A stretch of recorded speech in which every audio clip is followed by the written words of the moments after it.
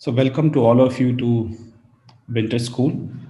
And we thought that it would be nice that in the first round we just go ahead and uh, make you like introduce ourselves. So I would request you to unmute yourself, open up your video, and tell us something about where you are from, what your interests are, and a little bit about yourself and what you are interested in. So just to know, just for all of us to know each other.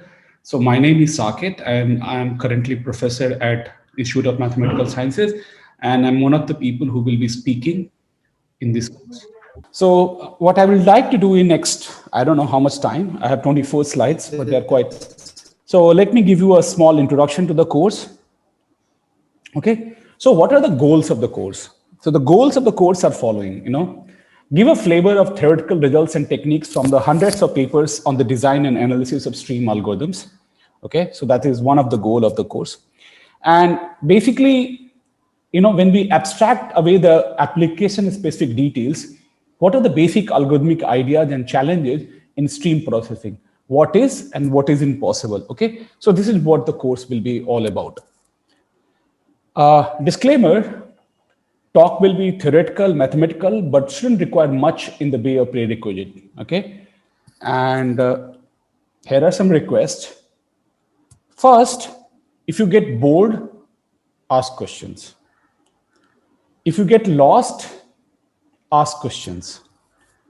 And if you like to ask a question, ask questions. Okay. So the only way to keep up in the course and not feel lost or bored is to ask questions. And feel free to unmute yourself and ask question. Okay. If you feel like writing in chat, you are welcome to do so. But to give it a flavor of lectures, I request you to unmute yourself and ask questions. Okay. So let's just get started. So our overall objective will be to learn some general technique and gain experience in designing and analyzing algorithms with randomization and approximation. Okay. And course will focus on problems processing large data sets. And what I mean by that. So data streams, you will process a long sequence A1 to AM of items, which could be numbers, edges of graphs, points in a geometric space, etc., sequentially. And the question we will be trying to address is, what can be computed without storing the entire sequence, right? So data will be coming up on the fly, and you like to store small amount of this sequence without storing a lot, and you like to answer some questions about these streams. Okay, linear sketches. So given a high dimensional vector X in say n dimensional vector over R, what can you compute about X given a projection AX where K is much, much smaller than N and A is some random K times N matrix of your choosing, right? So you have been given, you have a long vector in your head and all you are able to see is a small projection of that to, right? Or maybe some linear transformation of that. But the vector in hand you have is much, much smaller and you like to say something about the large high dimensional vector by looking at the small projection vector which you have. Or sampling. So given a limited number of samples from some data set, what quantities can you accurately estimate with high probability? Okay. Or for example, communication. Suppose data is stored on different machines in a cluster. How much communication does it require to compute a given function on the data, right? So these will be the focus of this course. Okay. And so the course topics that we will be touching upon this is a theory course focused on rigorous guarantees and formal analysis of algorithms. Practical application will be discussed, but that is not the main focus of the course. Okay. Little bit of background in probability randomized algorithms will be discussed and some technical tools. We will talk about streaming models, streaming model and algorithms in the model, like sampling, frequency moments, sketching, selection, graph streams, and sketches. We will also be talking about dimension reduction and related topics, maybe some bit of code sets clustering, fast numerical linear algebra, pack learning from machine learning. So from these 4 topics, we will see how much time we have, and we will pick up some small samples to give you a flavor of the kind of things people do in these areas. Okay. So this is the overall goal and the topics that we will try to touch upon. Okay. So let me start with a very familiar puzzle, which I'm sure you know, but let me still go ahead and ask you. Suppose A shows B numbers 1 to n, but in a permuted order, and leaves out one of the numbers. Okay, B has to determine the missing number.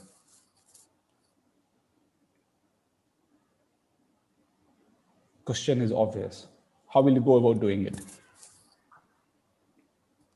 So we can compute the sum and of like n into n plus 1 by 2, and we can subtract the entire array sum from that number. That will be the missing number.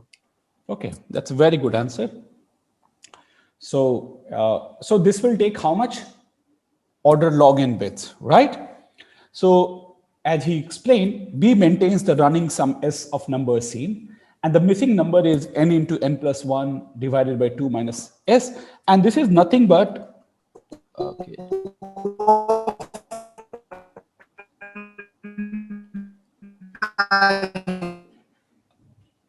I am not able to hear you. Was there a question? Okay, so this is basically No, sum sir. of. I said that. Yes. I said that will be done in O of n time, because summing of array will take. Okay, that's okay. But I said that I don't care about the running time or something.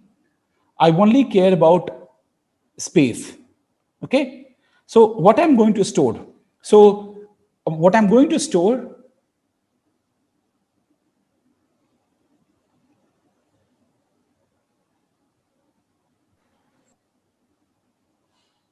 Is there some noise? Okay, hopefully no. Okay. So I'm only interested in space. So forget running time computation. Then what I'm going to do, I'm going to have this variable S, and whenever the numbers come, I sum them, right? So whatever the number S is, I go and sum this. Like I add that number to my S, okay? So as you pointed out, the missing number is nothing but n into n plus 1 divided by 2 minus S, because this is a sum of I going from 1 to n, right? And this is the total sum, and I know the number of like sum of the numbers which I have in S. So if I subtract that, I get the number which is missing. How many bits will it take? So I understand that ordered log n is fine, but how many bits? Anybody? How much space in terms of number of bits it takes?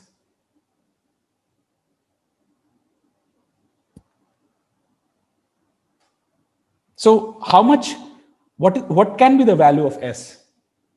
It could roughly be like n square. So it could take roughly 2 log n bits, right? It can take 2 log n bits, right? So the kind of question we would be interested in or asking, can we prove some lower bound, right? Can I say that the number of bits required is like log n at least, or something of this nature? So for example, 2 log n is nearly optimal because B could need log n bits to output the missing integer. So even just to output the missing integer, he needs to at least have log n bits, because the number which could be missing is maybe it is some n over 2. So in that case, he needs log n over 2 bits, which is like roughly log n bits, right? So we gave an algorithm which take 2 log n bits, but a very simple argument tells that any algorithm must need log n bits. Then what is the next question we will ask? Can we match this lower bound? Can we come up with an algorithm for this missing number which only uses log n plus order 1 bits, right? So log n, I know. I am happy to allow you some more constant number of bits. Given this, can I still find the missing number? Okay. So just to make your life easier, let's say n is 2 power k. Like n is, I know that n is some 2 power k. Okay. Do you think you can answer?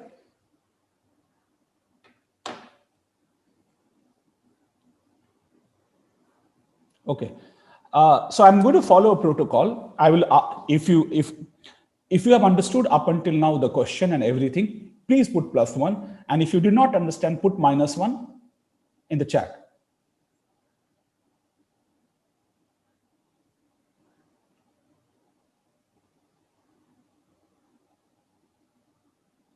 Okay.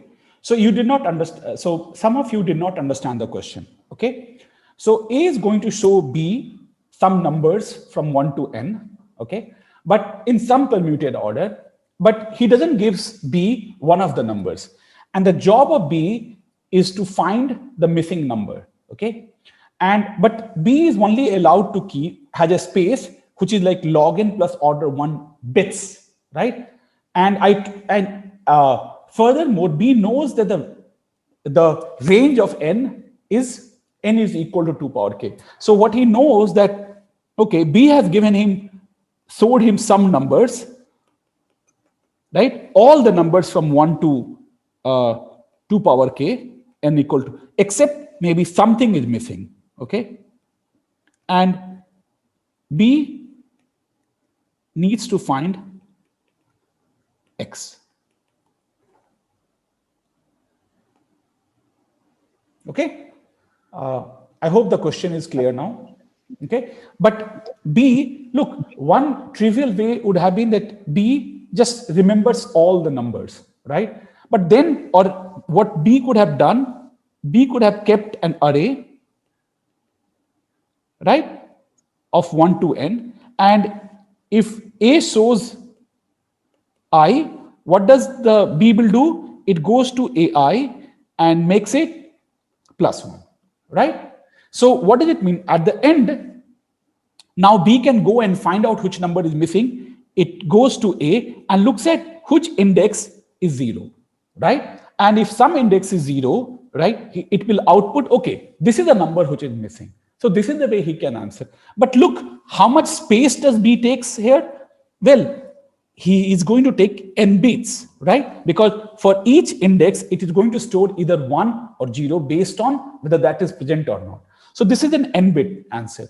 But what Nilotpal told us is that, well, what he told us that rather than doing this, let's not keep this array, but rather keep the sum of these numbers, which we are seeing. So we have S, and we are going to keep S equal to some I going from 1 to n. So suppose, so this is a store. So initially S is initialized to 0, okay? And now whenever some A shows him some number, what he does, I add to S, right? So at the end, I know that by the problem's puzzle, I know that it is only going to miss one number from 1 to n. Then, well, I know the total sum of 1 to n is this, and I know the sum of the numbers without 1, which is S. Then if I subtract it, I will get the number which is missing. But to maintain this S, how many bits do I need? 2 log n bits, right? Because the value of S is never going to be more than n square. Now my question is, well, we can show a lower bound which says that at least log n bits is required. But now I want a solution with only log n plus order 1 bits, right? So not this n bits, not 2 log n bit solution, but log n plus order 1 bits. And you're given an extra information that the range of n is 2 power k. N is some 2 power k.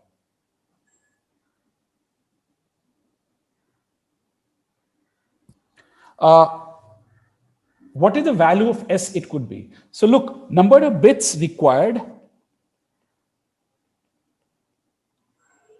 is log of the value, right? So it will be log of s. Now, yeah, so Ritik, I told you sum to one like order n squared. So log of n squared is 2 log n. This is why. So log of s and s is n squared. So you need 2 log n to represent that. Okay, good. Sir, Yes.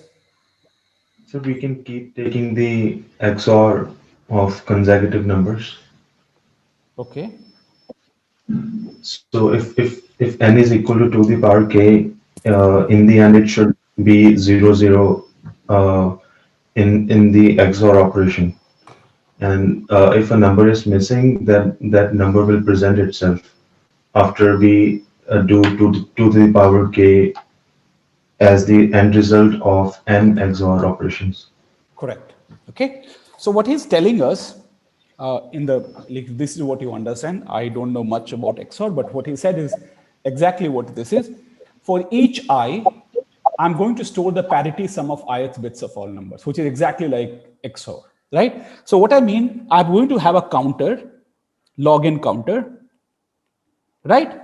And this is like first counter, second counter, and this is log n counter. So whenever a new number comes, you go see whether it is 1001, right? And now you look at the previous numbers, right? And it's a parity sum, right? So you just add, so if it becomes 1, you would sum this mod 2 at every index, which is same as XOR operation, right? So if you want to understand what is happening, so if n is 2 power k, you look at any position, last position. Number of ones is going to be exactly equal to 2 power k minus 1. Number of ones is going to be exactly equal to 2 power k minus 1 at any index, right? So if I'm going to sum everything here, so at the end, as he said, it will be all zeros because number of ones is even. But now if some number is missing, can you explain with example? Okay, example. Okay, so let's write down 0, 0, 0, 1, 1, 0, 1, 1. Okay, this is for k equal to 2. And let's believe that this is the number which is missing, which is 1, right? Now, I'm going to have a counter for this, counter for this. So first, suppose 0, 0 came, 0, 0, some 0, 1 came, right? Then I'm going to add this here, right? So what I will get at the end of this sum, I'm going to get 0, 1. Now, suppose 1, 1 came. So I'm going to add 1, 1, but mod 2. So 1, 1 is 2, or as he says, exclusive OR. So 1, 1 is 2, so it becomes 0, and 0, 1 is 1. So what you get is 1, 0, right? So this is the way you can get the missing number. Is that clear? Right? So for every bit I, I'm going to do a sum modulo 2. Okay? And that will give you a number which is missing from 1 to n. Okay? And the very simple idea is that when you have n equal to 2 power k, then at any index, number of ones are exactly half. So you are basically trying to find at that index what is missing. Is it 1 or 0 which is missing, right? So I count. Right? So if 1 has come even number of times, then I already know that number which is missing has a 0 at that position. If 1 has come odd number of times, then I know that it is 1 which is missing. How do I count this? I just do parity. Okay? Okay. So this is what we do. So final parity sum bits are the bits of the missing number. Okay. A good question is, what happens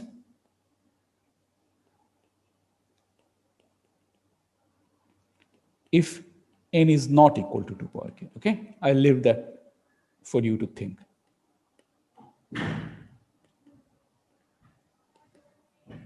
Okay. Okay. Now forget about being that much familiar. What happens that 2 numbers are missing? Can you now do this? Look, that n-bit solution will still work, right? This n-bit solution, right? If a number comes, you just put 1. So now, if you go look at the index for which we have 0, and that will give you the numbers which are missing. But this takes n bits.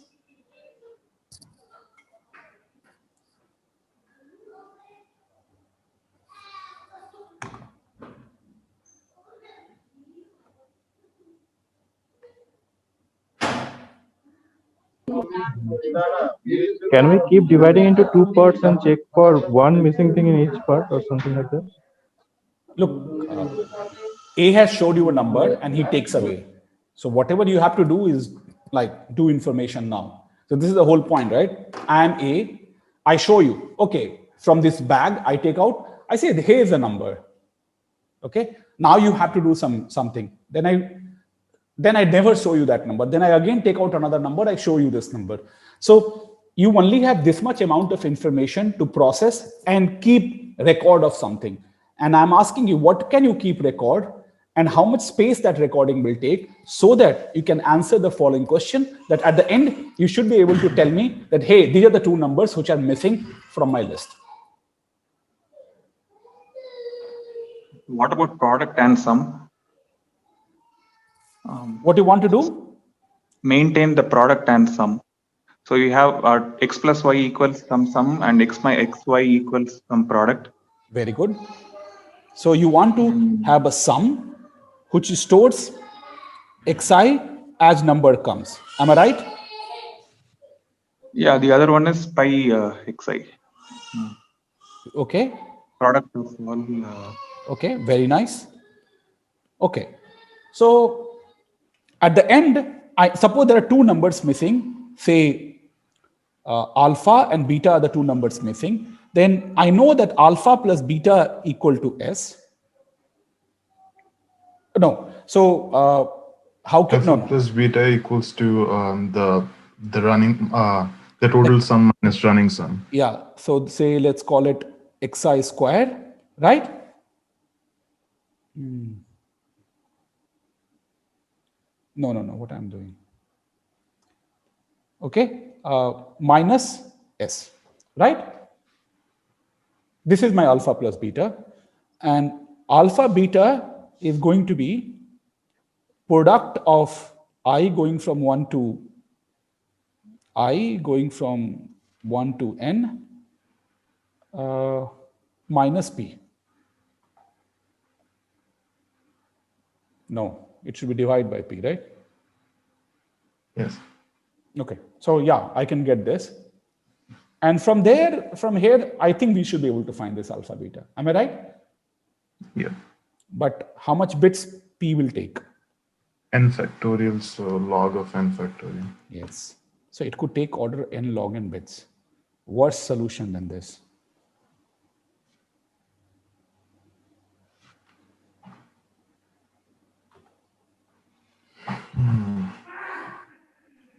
So, sir, can we maintain sum and sum of squares? Okay, that's a very good idea. Okay, so what you want to do is like, let's see if I can add the page here. Okay, very nice. So what you are telling me, okay, Venkatesh says, okay, fair enough. So does everybody understood why it is n log n bits? If you understood, put +1. If you did not understand, put -1.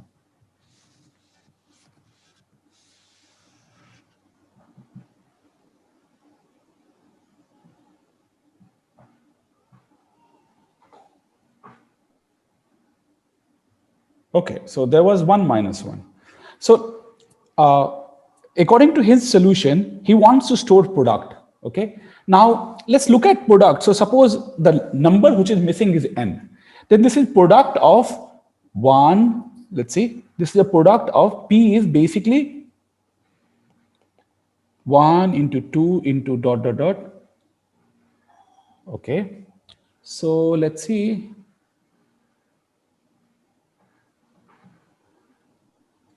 Okay, A lot of you people have put +1. Then why don't you explain? Say Sabit Gupta, why don't you explain? If you don't mind. Why this is order n log n?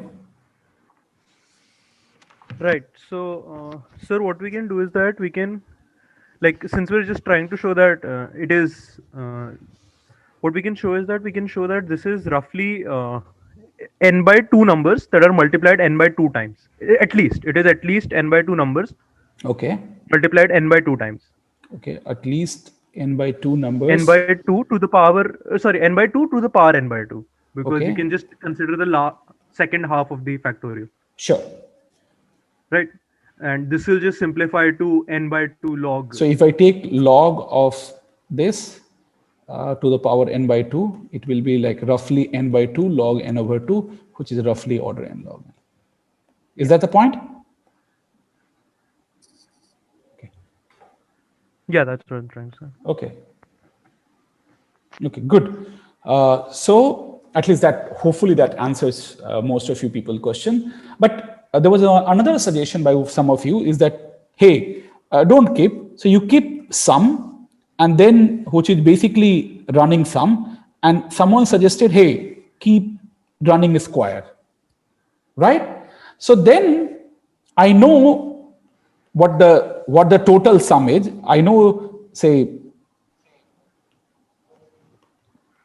I know summation I going from 1 to n xi, like all the sum to 1 to n, I know. Let's call it w, and let's call w square is summation I equal to 1 to n xi square, which is like 1 square, 2 square, and n square, right? So now I know w, I know w square, I know s and s square. So suppose I had two numbers, then alpha plus beta is nothing but w minus s, right? And alpha square plus beta square is nothing but w squared minus s squared. Is this correct? Yes.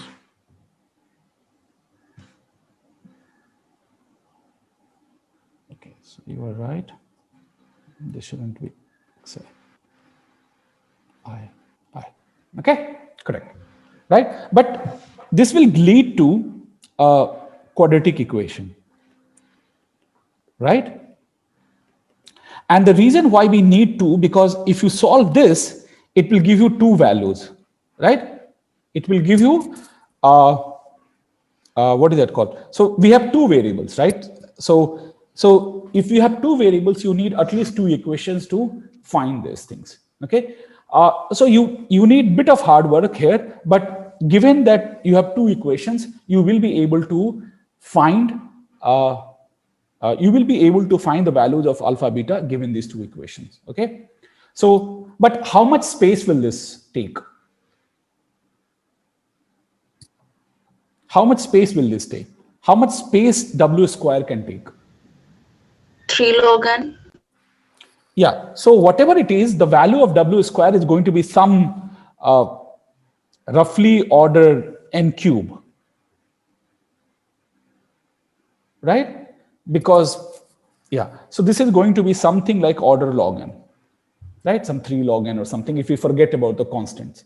So the total amount of space you're going to store is like just order log n bits. And B maintains the running sum and squares of sum, s and square of numbers seen. And missing number you can solve by solving the quadratic equation or finding the roots of right set of equations. Am I right? So this will take you order log n. Now, what will you do if you are doing for missing k numbers?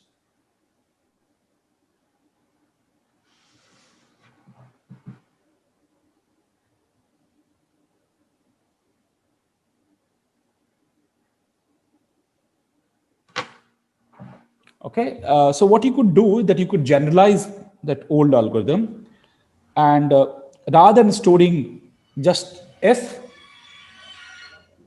you store s power I for I between 1 and k. So you store like one summation of 1 square, summation of like cube, so on and so forth, and power of k, right? And so this will take you some So the value of s to the power I that you will store is going to be some roughly k power big O of log n. Okay, so in k power big O of log n space, we can actually find even k missing numbers. Okay, so even if you did not understand fully, that's perfectly fine.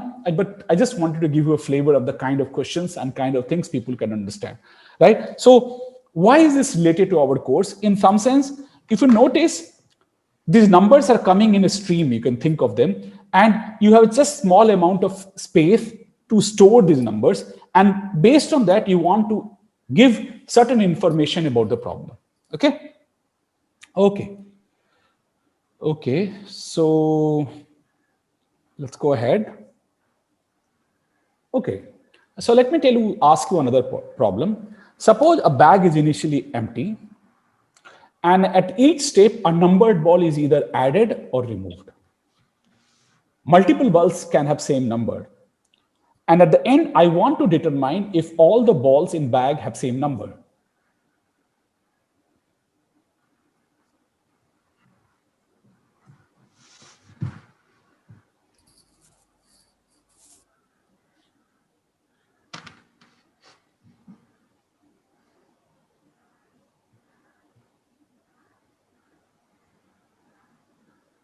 Do you understand the question? So you have a bag, you're putting some numbers in some step, at some step you're removing it, and at the end, someone tells you, hey, now my all operations are done.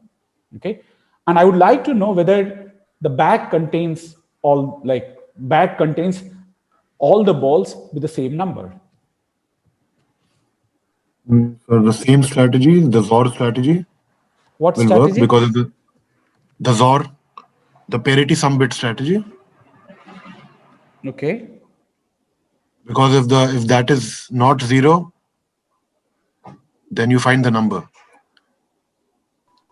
But now notice that you could have several balls with the same number.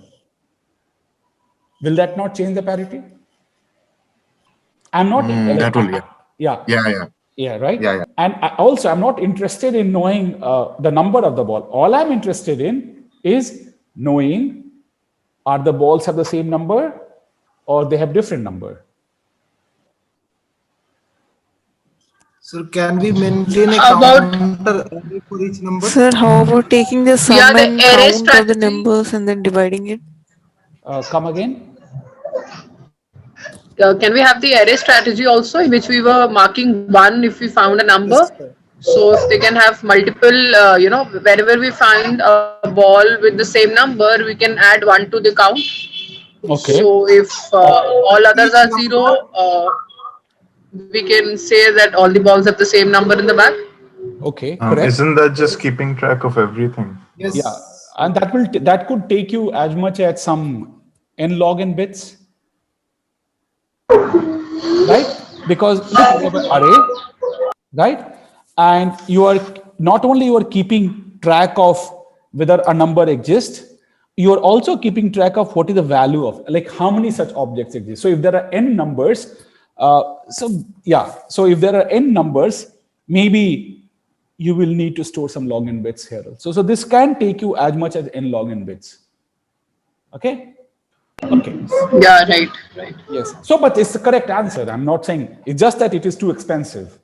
So accessing will be take just O of 1 time, right? What? Sorry, no, sir. I was talking about time. We are talking about space. Yeah. At this point in time, I told you, don't worry about the query time or this, nothing. Okay. Anyway, so here's a way to go about it. Let fi be the number of balls with number I in the bag. Okay. This is just for our computation. We will not be, okay. So we will be storing the following 3 things. We will be storing m, summation fi, which basically is, can you compute m efficiently?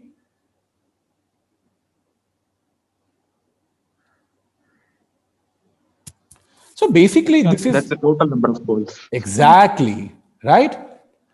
So you just keep a variable m. Whenever some ball is deleted, right, you subtract it. Whenever a ball is added, you add +1. Am I right? So we can maintain m efficiently. Okay. Next variable that I would like to maintain is u, which basically is going to store. So forget m, because m at the end we will. So I just want to store u, which is summation I times fi. But what is this? Well, so whenever a number comes, I know what the value of that number is when I delete it or when I add it. So what should I do? So if I get a number I, if I take out a ball which has number I, what should I do? I should say call u tilde is nothing but u tilde minus I. That's it. If I am going to add a number with a value I, then I'm going to make u tilde is u tilde plus I, right? Because ultimately what? This is just telling us whenever a number comes, oh, don't add 1, but add I to it. Whatever its value, add that to the sum. That's it. And because, so if I knew u tilde, I can compute u. Just take that number and divide by m, which you can. So similarly, I can, what is v tilde? Whenever a ball of number I comes, add I square to it. This is all that it is, right? So v tilde is nothing but I square fi. How can I come? Whenever an item with I comes, well, I can do v tilde minus I square, and I can do v tilde plus I square, depending on whether a number is being deleted or number is being added. Okay, great. How much space will this take? All of this will take a question. Yes? I'm sorry. So while we are running through the, like in our, when we are processing these, we do not divide as we go with m. No, you don't. You just keep it computed. And yeah, keep it computed. You keep u tilde. Okay. And you keep v tilde. But at the end, I can get u by looking at my m and u tilde. I can get v by looking at my v tilde and m. Am I right? Yes. Okay, good. And then, so here is a formula. Balls in the bag have the same number if and only if u square equal to v. So let me prove the easier side. Suppose bag have the same number. Okay, so suppose there is a balls. All the balls have value I, and say fi of them are there. So what is my m in this case? M is exactly equal to fi because all the balls is same. Now, what is u square? Well, u square is nothing but then I fi. What is u? It is I fi by m, which is equal to I fi by I. By fi will get cancelled. So u is basically I. Right? So what is u square? Is I square. But what is v? Look, fi and m are same, so you get cancelled. So what you get is same as, okay, it is same as u, right? But the difficult part is showing the other direction. If u square equal to v, then why does it imply that balls in the bag have the same number? That's a good exercise. I leave it for you to figure it out. Okay. Otherwise, I'll come back in some tutorial and I will explain to you.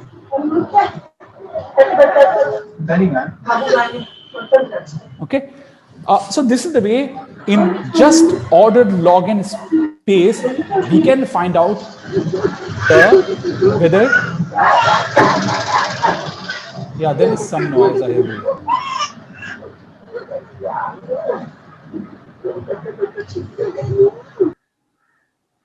Yeah, so not at my end. Some of you, if you keep your this open, then there will be some noise. Okay, thanks. Okay, so I wanted, yes? Sir, I had a question regarding the previous slide. So in the last statement that balls in the bag have the same number if and only if u square equals to v. Yes.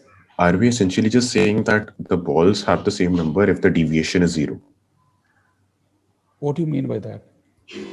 So in the probability terms, for example, something like the standard deviation or the variance. Oh. I haven't thought in that perspective, so I don't think I will be able to answer that question. It could be, but I don't think I can answer that question offhand. because I don't see any probability here. So, but there could be somehow related, and hence whatever you were saying is correct.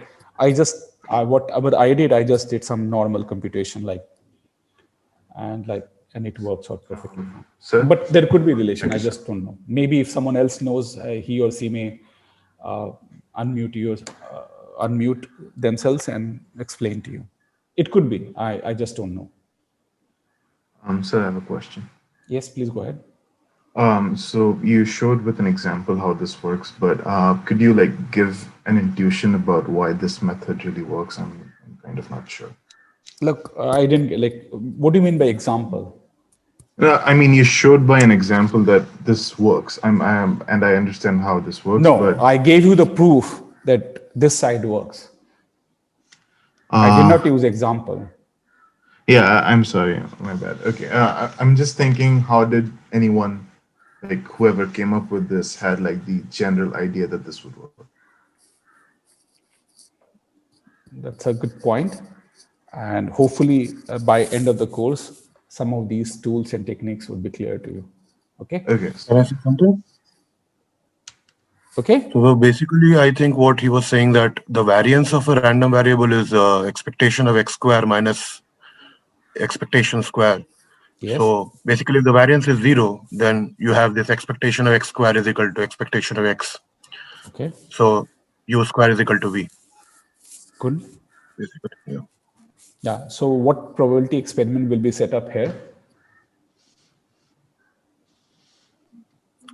So basically, the number of the probability of if you pick a ball, the probability of that ball being from ith category, that kind of a thing. Okay. I mean, yeah. So to talk about probability, we need to set up some probability experiment, random experiment. Which, okay, possible. I don't know. Okay. So I will not tell you this puzzle. Let me tell you one more puzzle and then I'll stop. Okay. So suppose you're James Bond and you see all the friendships that are forming in the social network that you invented. Can you tell if the network is connected with small memory?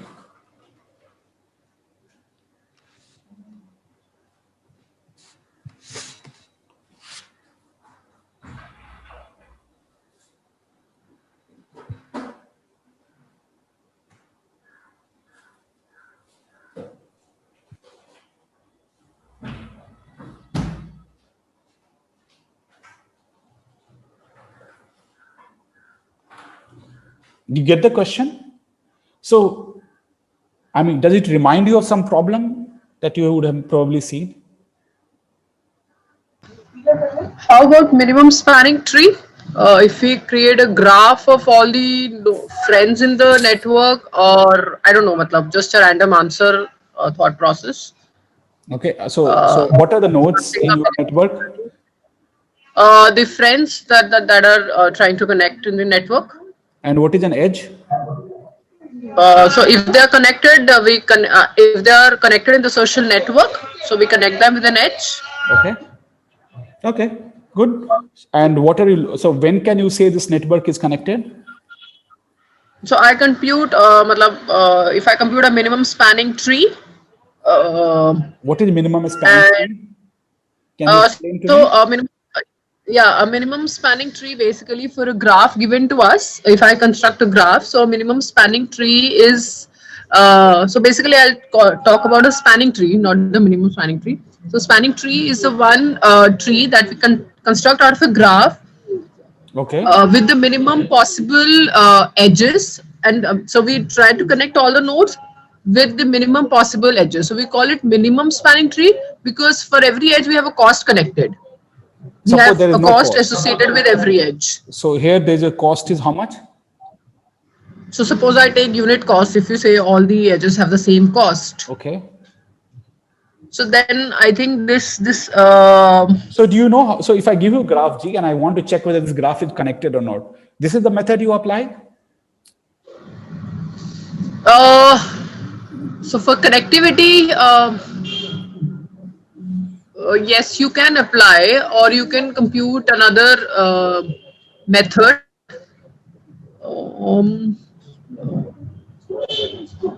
Yeah. Then we can For simply do the connectivity, DFS. yeah. Simply Sorry? one DFS will do. Yeah, DFS. Simply one DFS. DFS will do. Yeah. Right. Okay, good. So, okay, so all of you are suggesting DFS, BFS. Okay. How much space will it take to store this? And can you compute it efficiently? How much bits it will take? Space would be large, I think. How much? For the BFS. I mean, it depends on the nodes. Yeah.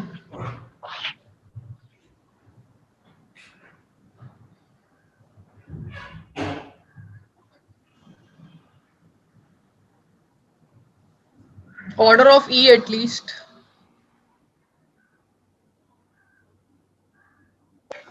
We can use an adjacency list or matrix.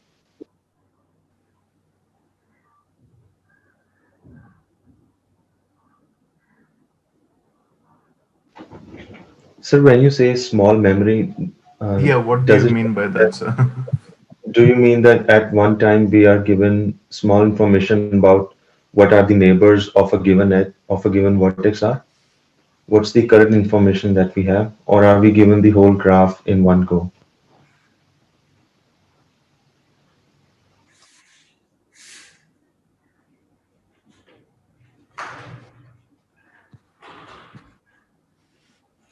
Okay, so you will see this algorithm a little bit more detailed today okay, and so basically all of you are correct. So you maintain a spanning forest of growing networks. So you have a forest, and whenever a new edge comes, you see to add this maintaining forest, and this you can do it just in n log n bits of memory. Okay, but a more interesting question: what can you say if people also defriend each other? Okay, I mean it's a network, right? So maybe people who were friends before could become unfriend, right? You may not like somebody after some point of time. So, or if you want to maintain something else, like approximate every cut of the graph. So these are the kind of questions which we'll be looking. Okay. Okay, so you will learn a little bit about dimension reduction, some sparsifiers, some spanners. Okay.